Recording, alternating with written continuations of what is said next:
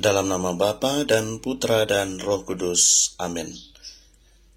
Ibu bapa, rekan-rekan muda dan adik-adikku yang terkasih dalam Kristus, pada kesempatan ini kita bersama-sama akan membaca dan merenungkan bacaan-bacaan dari hari Minggu biasa yang ke-13 tahun A. Mari kita persiapkan hati dan batin kita untuk membaca dan merenungkan bacaan Injil. Tuhan bersamamu dan bersama rohmu.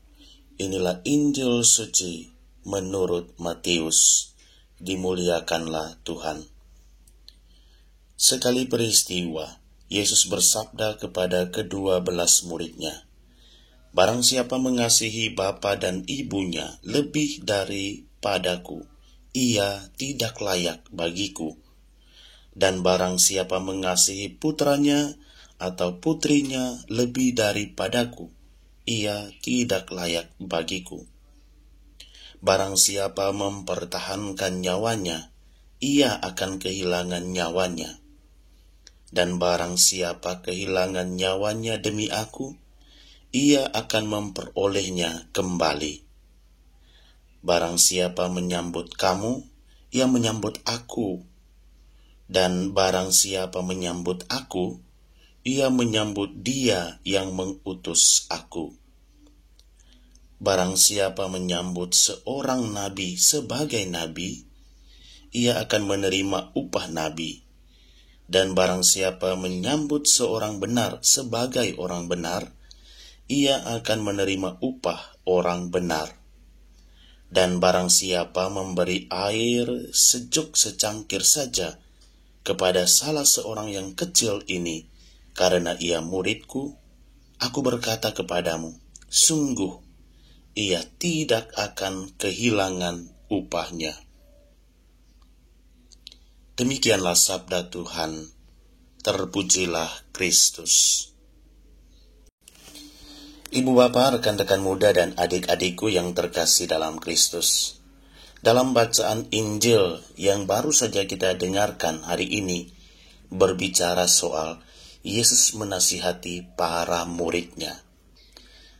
Nasihat yang bagi saya sangat ekstrim. Mengapa ekstrim? Karena Yesus mengatakan bahwa barang siapa mengasihi ayahnya, ibunya, putra dan putrinya lebih daripadaku, ia tidak layak bagiku. Bahkan, jika kita membaca dari Injil Lukas, Yesus mengatakan bahwa kita harus membenci keluarga kita. Apakah kata-kata Yesus ini berarti kita harus melepaskan dan melupakan orang tua, anak-anak, saudara-saudari kita? Tentu saja tidak.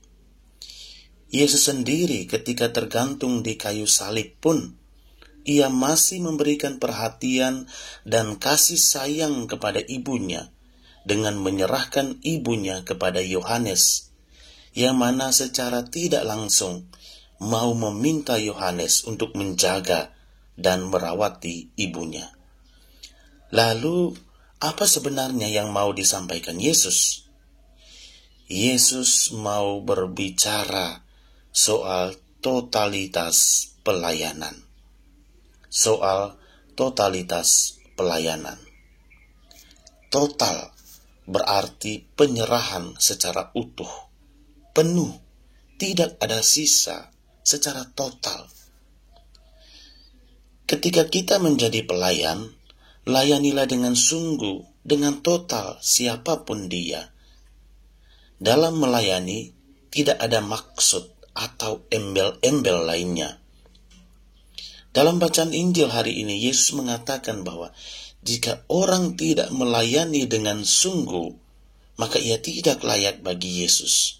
Artinya, dalam pelayanan, jangan mengharapkan balasan, jangan mengharapkan penghormatan, dan jangan mengharapkan harus dihargai. Lakukan saja dengan tulus. Jika ada penolakan, penghinaan, kebencian, dan lain-lain, Itu adalah konsekuensi dari sebuah pelayanan. Karena Yesus sendiri juga menegaskan bahwa jika seorang melakukan dengan setia, sungguh-sungguh, ia tidak akan kehilangan upahnya. Upahnya sudah disiapkan Yesus, bukan disiapkan manusia. Jika kita realistis, ya memang seringkali kita mendapatkan materi atau ucapan dan ungkapan terima kasih lainnya dari orang-orang yang kita layani. Ya oke-oke saja dan baik. Tapi jangan kita menuntut itu harus ada. Ibu bapak, rekan-rekan muda dan adik-adikku yang terkasih dalam Kristus. Dalam bacaan kedua dari surat Rasul Paulus kepada jemaat di Roma, ditekankan soal makna pembaptisan. Dengan menerima pembaptisan, kita telah menjadi satu dengan Kristus. Satu dalam hidup maupun dalam kematian.